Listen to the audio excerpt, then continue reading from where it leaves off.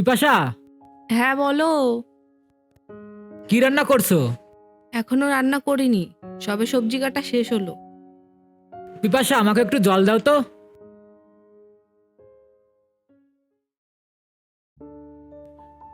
রাজ, এই নাও জল। তোমার হাতটা এত গরম লাগছে কেন? বসো তো এখানে। আরে বাবা, এ তো দেখছি অনেক জ্বর।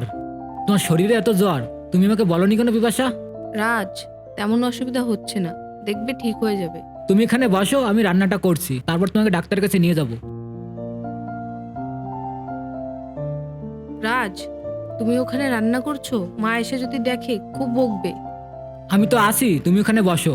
বৌমা, বৌমা, হ্যাঁ মা বলুন। তুমি এখানে বসে আছো, রান্না করবে না? না মানে? মানে মানে করছো কেন?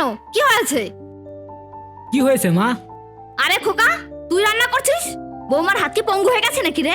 তুমি কি বলছো মা? পিপাসাই রান্নাটা করছিল, আমি এসে দেখলাম আমার শরীরটা খারাপ, তাই ওকে ওখানে বসতে বলেছি। শরীর খারাপ না ছাই, এগুলো হচ্ছে কাজ না করার নাটক।